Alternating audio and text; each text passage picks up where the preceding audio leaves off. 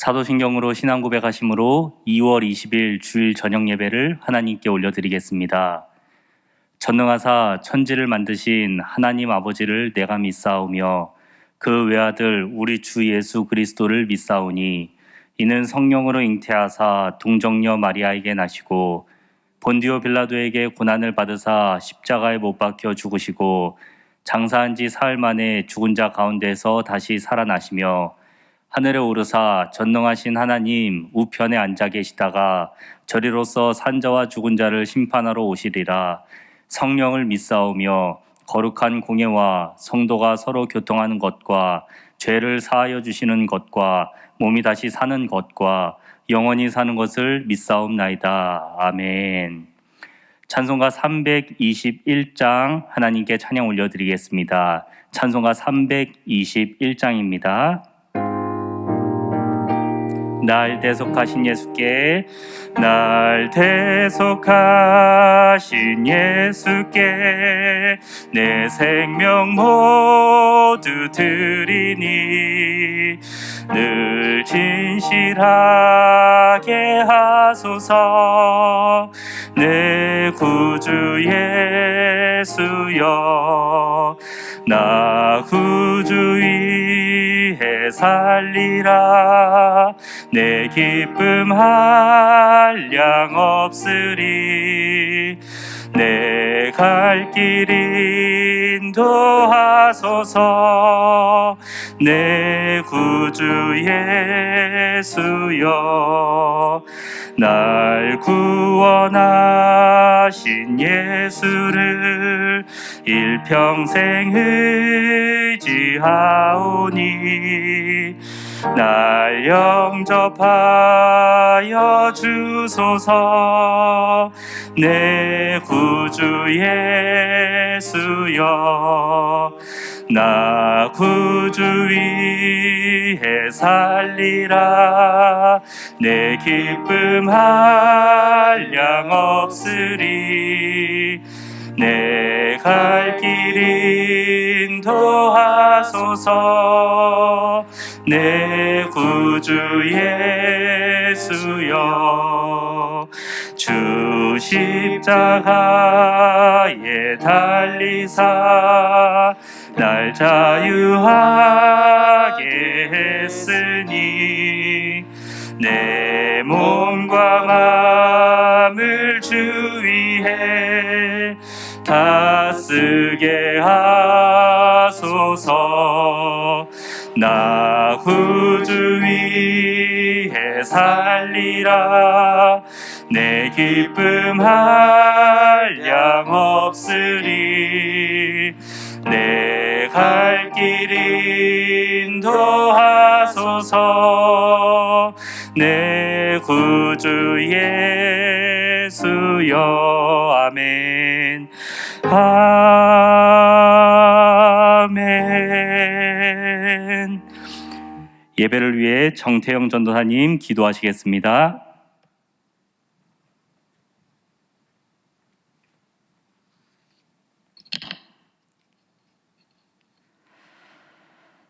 영 죽을 죄인인 우리의 도피성이 되어주시고 환난 중에 피할 바위가 되어주신 주님, 오늘도 우리의 심령을 주님의 날개 아래로 불러주신 주님을 찬양합니다.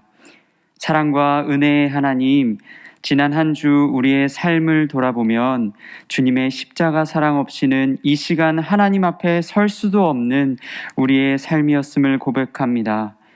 자신을 내어주시기까지 우리를 영광에서 영광으로 인도하시길 원하셨던 주님 앞에서 우리는 여전히 어떻게 하면 스스로를 기쁘게 할 수 있을까, 스스로를 자랑하며 살 수 있을까 고민하기에 바빴음을 고백합니다.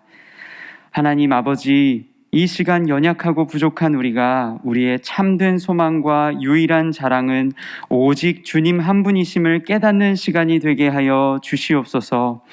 그리하여 이 시간 생명의 주님 안에서 우리의 심령과 입술 그리고 모든 행실이 다시 한번 새로워지는 은혜를 경험하게 하여 주시옵소서. 이 시간 주님의 피로 사신 일산교회를 위해 기도합니다. 코로나로 인한 어려움이 지속됨에 따라 자칫 주께서 주신 우리의 믿음과 사랑을 행함이 위축될까 염려되기도 합니다. 그러나 은혜의 주님, 우리에게 어려울 때 진가를 발휘할 수 있는 믿음을 허락하여 주시옵소서.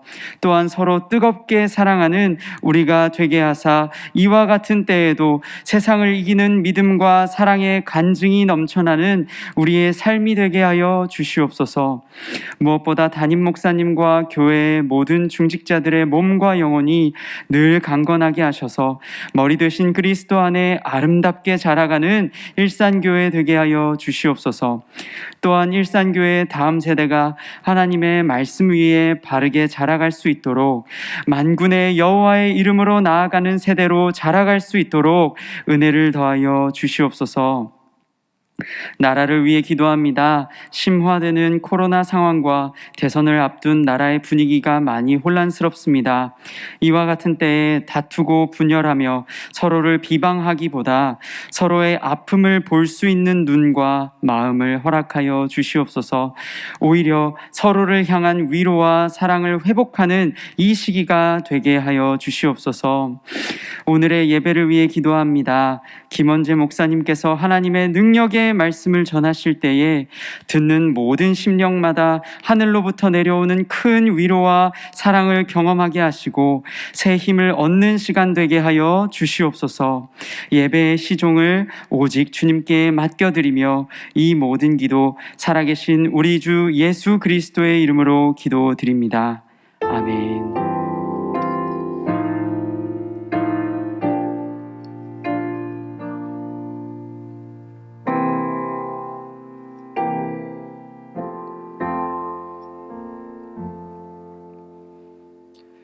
하나님 말씀 받겠습니다. 이 복된 시간 우리에게 주시는 하나님 말씀은 신약 성경 마가복음 5장 25절에서 34절 말씀입니다. 신약 성경 마가복음 5장 25절에서 34절 신약 61면에 있습니다. 말씀의 제목은 대신 아파줄 수 있다면입니다. 신약 성경 마가복음 5장 25절에서 34절 말씀 제가 봉독하겠습니다.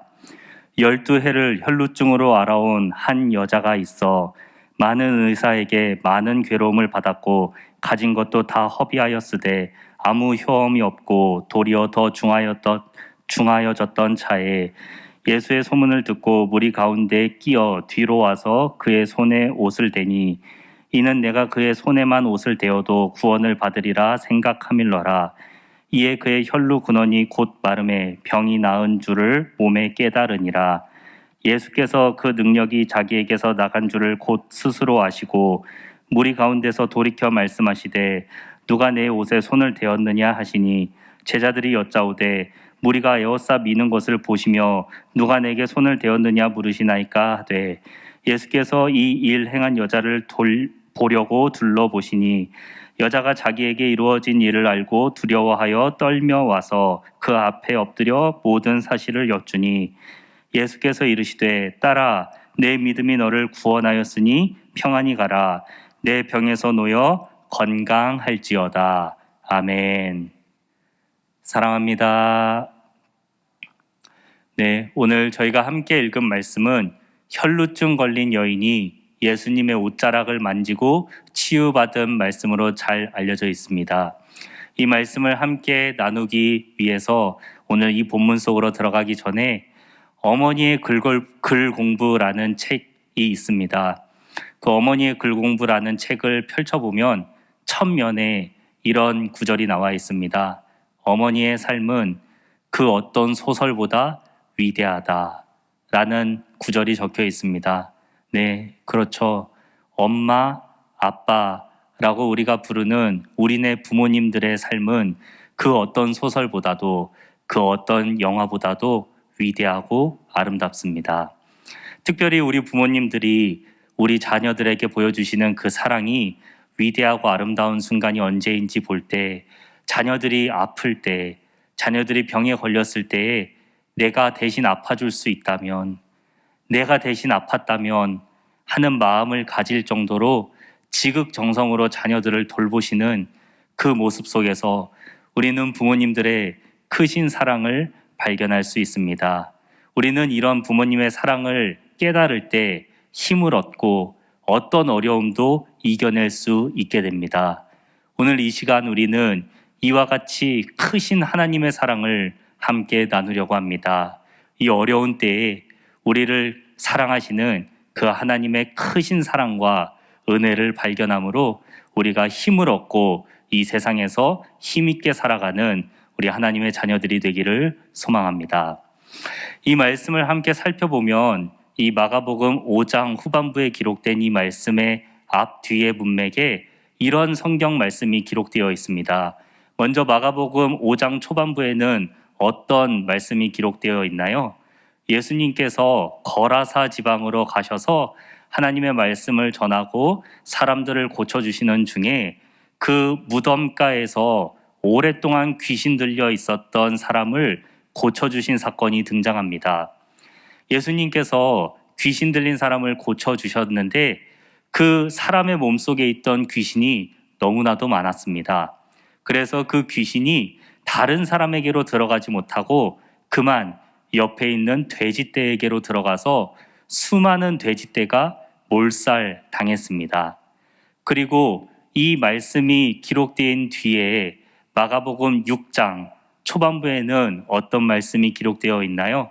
바로 예수님께서 고향 사람들에게 배척 받으시는 말씀이 기록되어 있습니다. 그러니까 이 우리가 함께 읽었던 말씀은요, 예수님께서 배척당하시고 외면당하신 말씀들 사이에 놓여진 말씀이라고 할 수 있습니다. 먼저 거라사 지방의 사람들은 왜 예수님을 배척하고 우리 동네에 들어오지 마시고 나가 주십시오라고 얘기했을까요? 예수님께는 귀신을 쫓아낼 만한 귀한 능력이, 큰 능력이 있었음에도 불구하고 거라사 지방의 사람들은 예수님을 마을에 들어오지 못하게 했습니다. 우리가 그 이유를 추측하자면 바로 예수님이 우리 마을에 들어왔을 때 수많은 돼지떼가 몰살당한 것처럼 내 자신이 피해를 받게 될까봐, 나에게 어떤 손해가 있을까봐 예수님을 마을에 들어오지 못하게 한 것입니다. 예수님께서 사람을 살리시고 고치시는 능력이 있다는 것을 보지 못하고 나에게 손해가 있을까봐, 나에게 피해가 있을까봐 예수님을 배척하는 거라사 지방의 사람들임을 알 수 있습니다. 마가복음 6장에서 등장하는 예수님을 고향 사람들이 배척하는 이유는 무엇일까요?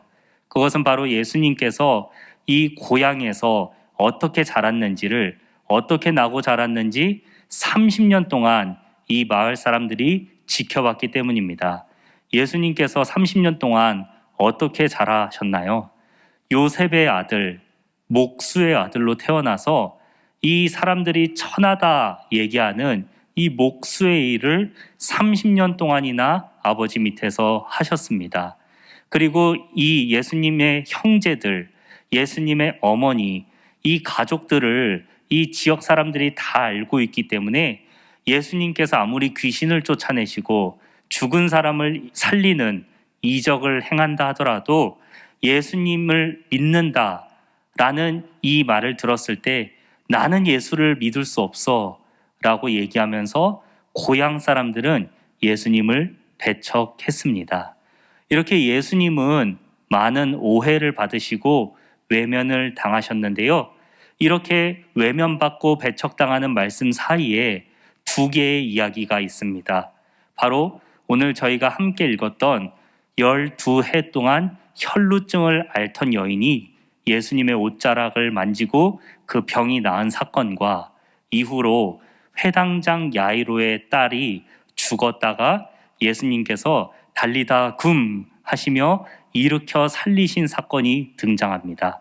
그러니 이 예수님을 배척하는 이야기들 사이에 들어있는 혈루증 여인의 이야기와 야이로의 딸이 다시 살아난 이야기는 예수님을 간절하게 찾고 예수님을 원했던 사람들의 기적 같은 이야기라고 할 수 있습니다. 특별히 오늘 저희가 함께 살펴본 이 혈루증 걸린 여인, 본문에서 어떻게 설명하고 있나요?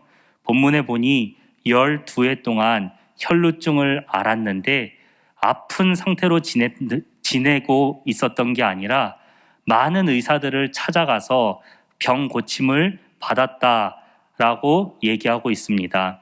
그러니까 많은 의사들을 찾아다니면서 치료를 받은 거죠. 그런데 아무 효험이 없었습니다.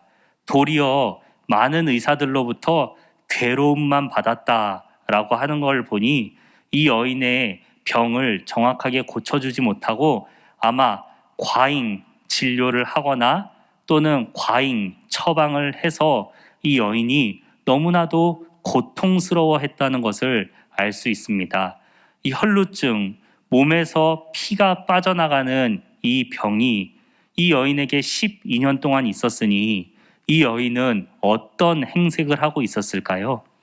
아마 계속해서 몸에서 피가 나가기 때문에 많은 음식을 먹어도 아마 이 여인은 많이 말라 있었을 것입니다.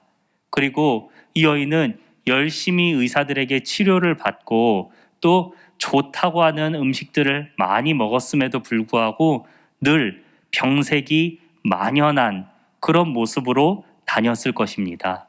그러니 이 여인이 얼마나 초라하고 불쌍한 모습이었는지 우리가 생각할 수 있습니다. 그런데 이 여인이 이렇게 12해 동안이나 혈루증을 앓다가 어느 날 예수라는 사람의 이야기를 들었습니다. 그 사람은 병도 고쳐주고 귀신도 쫓아내주고 하나님의 사랑으로 많은 사람들에게 먹을 것도 나누어 주신대 라는 이야기를 들어서 이 혈루증 걸린 여인이 내가 예수의 옷자락만이라도 만져도 병이 낫겠다라는 믿음을 가지고 예수님을 만나기 위해서 무리 사이로 들어왔습니다. 그런데 여러분, 이게 얼마나 위험한 일이냐면요. 이 혈루증 걸린 여인은 다른 사람들과 접촉을 하면 안 되었습니다. 다른 사람들과 접촉을 하게 되면 레위기법에 나와 있는 것처럼 이 혈루증 걸린 여인 때문에 다른 사람이 부정해지게 됩니다. 그래서 이 여인은 다른 사람들이 많이 모여 있는 마을이나 광장 같은 곳에는 절대로 오면 안 됐습니다. 비슷한 일례로 나병에 관한 규례가 레위기에 등장하는데요. 나병에 걸린 사람은 공동체 밖에서 따로 떨어져서 살아야 하는데 만에 하나 마을 안으로 들어오게 될 경우가 생기면 어떻게 처신해라 라고 레위기법에 기록이 되어 있냐면요. 이렇게 처신이 되어 있습니다. 머리카락을 이렇게 산발을 하고 옷을 찢고 윗입술을 가리고 나는 부정하다 라고 스스로 큰 소리를 외치며 마을을 다녀야 한다 라고 법에 기록이 되어 있습니다. 왜 그러냐면 나병에 걸린 사람과 접촉한 사람이 부정해지기 때문에 자기 스스로 부정하다라고 외치며 다녀야 했습니다. 그러니 이 유출병에 걸렸던 여인도 다른 사람들과 접촉을 하지 않기 위해서 얼마나 마음 졸이며 살았을지 생각할 수 있습니다. 그런데 이 여인이 예수님의 옷자락만이라도 만지면 병이 낫겠다. 그런 믿음을 갖게 되었으니 많은 사람들이 모여있는 그 인파를 뚫고 예수님의 옷자락을 만졌습니다. 지금 예수님은 무엇을 하고 계시던 중에 이 여인과 마주치게 되셨을까요? 바로 회당장 야이로의 딸이 아프다는 소문을 듣고 그 소식을 듣고 그 집으로 가시던 중이었습니다. 그러니 이 여인은 생각했을 것입니다. 그래, 내가 예수님께 병 고쳐달라는 기도를 원하는 것도 아니고 그의 앞에 나서는 것도 아니고 뒤에서 옷자락만 만져도 될 거야. 그러면 아무도 나를 알아보지도 못하고 아무도 모르게 사라질 수 있을 거야 라고 생각했겠죠. 그렇게 이 여인은 무리를 뚫고 들어와서 예수님의 옷자락에 손을 대었습니다. 그리고 나서 바로 이 여인은 깨달았습니다.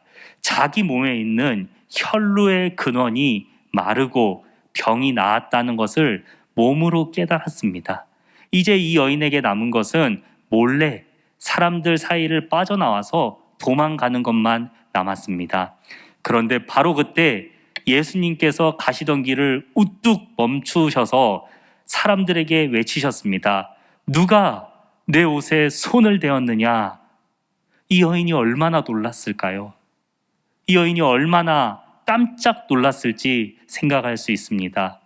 그런데 제자들도 예수님께 오히려 이렇게 얘기했습니다. 주님, 이렇게 많은 사람들이 우리를 둘러싸고 있고 서로 밀고 밀치면서 우리의 몸에 수많은 사람들의 손이 닿았을 텐데 이 중에서 어떻게 예수님의 몸에 손을 댄 한 사람을 찾을 수 있겠습니까? 라고 제자들이 오히려 예수님께 반문을 했습니다. 그런데 예수님은 그 제자들의 얘기에도 아랑곳하지 않으시고 주위를 둘러보시면서 자신의 몸에 손을 댄 그 여인을 찾았다라고 기록하고 있습니다. 예수님은 수많은 사람들이 자신의 옷에 손도 대고 자신의 몸에도 손을 댔지만 바로 능력이 빠져나가서 병 고침을 받은 그 여인을 찾으셨습니다. 바로 그때 이 혈루증을 앓다가 예수님의 옷자락을 만져서 낫게 된 여인이 예수님 앞에 나와서 부들부들 떨면서 엎드려서 제가 그 옷자락에 손을 댔습니다 라고 고백했습니다. 여러분, 제가 아까 혈루증에 대해서 나병에 대해서 설명드렸듯이 이 병은 거의 대역 죄인에 해당하는 처우를 받는 병과 같습니다. 다른 사람들과 절대 접촉해서 안 되는 그런 병이었기 때문에 지금 예수님의 이 행위는 이 여인이 많은 사람들 앞에서 문매를 맞고 쫓겨나는 아주 위험한 결과를 일으킬 수도 있었습니다. 그런데 바로 그때 예수님께서 이 여인에게 이렇게 따뜻하게 말씀하십니다. 딸아, 내 믿음이 너를 구원했다. 딸아, 이제 내 병에서 놓여 평안하라, 평안히 가라 라고 예수님께서 여인에게 말씀하셨습니다. 그러니까 많은 사람들이 보는 데서 예수님은 지금 이 여인이 깨끗하여졌다라는 것을 선포해 주신 것입니다. 사랑하는 여러분, 우리 예수님이 이렇게 따뜻하고 자상하신 분입니다. 그런데 문제가 있습니다. 그것은 바로 이 혈루증 걸린 여인이 낫기 전에 예수님과의 접촉이 있었다는 것입니다. 부정한 사람과의 접촉이 있었던 예수님은 레위기법에 의하면 그 옷을 빨고 저녁까지 부정한 상태로 있어야 했습니다. 그래서 사람들은 예수님의 행적에 아마 관심을 가졌을 것입니다. 과연 하나님의 이름으로 사역을 하고 많은 기적을 일으키는 이 예수라는 자가 혈루증 걸린 부정한 여인과 접촉이 있었는데 앞으로 어떻게 할까라고 생각하고 있던 찰나에 야이로의 집에서 한 사람이 헐레벌떡 뛰어와서 이렇게 얘기했습니다. 예수님, 야이로의 딸이 죽었습니다.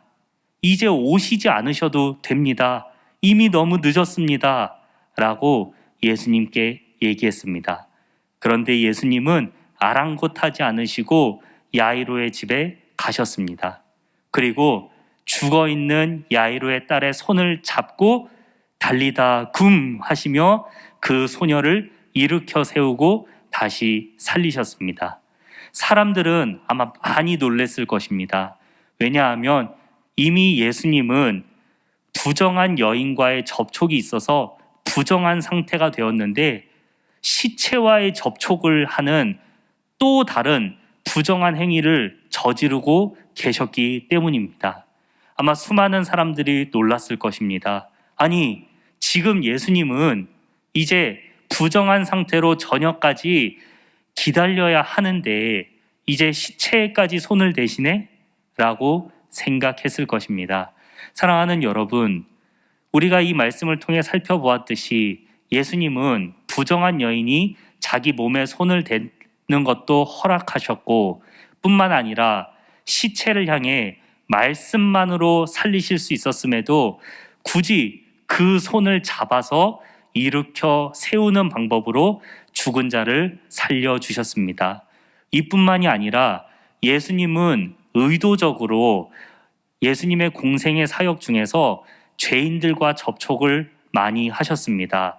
세리가 있었는데 그 세리들과 함께 식사를 하셨고 또 많은 죄인들과 함께 하시며 그들을 고쳐주시고 그들과 함께 하셨습니다.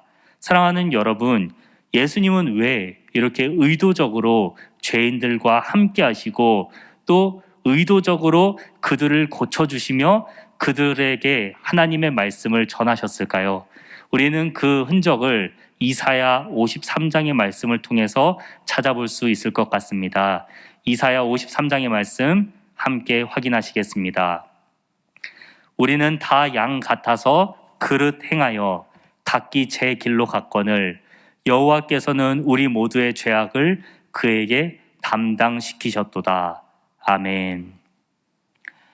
예수님은 부정한 혈루증 걸린 여인이 자기 옷을 만지실 때에도 허락하셨고 죽은 회당장 야이로의 딸을 일으켜 세우실 때에도 죽은 자의 몸에 손을 대셨습니다.